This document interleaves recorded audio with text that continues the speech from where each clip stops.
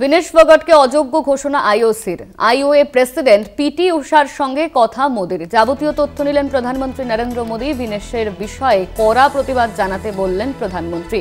বিনেশ ফোগাটের বিষয়ে কথা বলেছেন প্রধানমন্ত্রী নরেন্দ্র মোদি। 100 কেজি ওজন বেশি হওয়ার কারণেই তিনি ফাইনালে নামতে পারছেন না। আজ ফাইনালে সোনার লড়াইয়ে নামতে পারবেন না विनेश फोगाट। अतिरिक्त ओजনের কারণেই বক্সিং ফাইনাল থেকে ছিটকে গেলেন विनेश। ভারতীয় বক্সার विनेश फोगाटকে অযোগ্য ঘোষণা অলিম্পিক্স কর্তৃপক্ষের।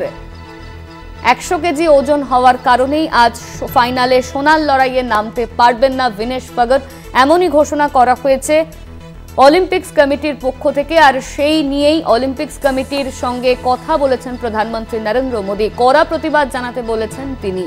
विनेशের পাশে দাঁড়িয়ে পোস্ট প্রধানমন্ত্রী নরেন্দ্র মোদির।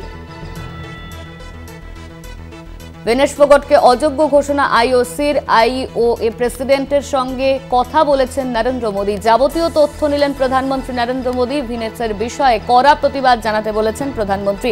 100 কেজি ওজন বেশি হওয়ার কারণে আজ ফাইনালে সোনার লড়াইয়ে নামতে পারবেন না विनेश फोगाट, এমনই ঘোষণা করা হয়েছে অলিম্পিক্স কমিটির পক্ষ থেকে। আর তারপরই অলিম্পিক্স কমিটির সিদ্ধান্ত নিয়ে কথা বলেছেন প্রধানমন্ত্রী নরেন্দ্র মোদি। ইতিমধ্যে তিনি পোস্টও করেছেন। অতিরিক্ত ওজনের কারণে বক্সিং ফাইনাল থেকে ছিটকে গেলেন विनेश फोगाट। ভারতীয় বক্সার विनेश फोगाटকে অযোগ্য ঘোষণা অলিম্পিক্স কর্তৃপক্ষের। 100 কেজি ওজন বেশি হওয়ার কারণেই তিনি ফাইনালে আজ সোনার লড়াইয়ে নামতে পারবেন না বলে জানানো হয়েছে অলিম্পিক্স কর্তৃপক্ষের তরফে। আর তারপরই প্রধানমন্ত্রী নরেন্দ্র মোদি তিনি विनेश फोगाटेর পাশে আছেন বলে জানিয়েছেন। তিনি অলিম্পিক্স কর্তৃপক্ষের সঙ্গে কথা বলেন এবং কড়া প্রতিবাদ জানানোর কথা বলেছেন প্রধানমন্ত্রী নরেন্দ্র মোদি।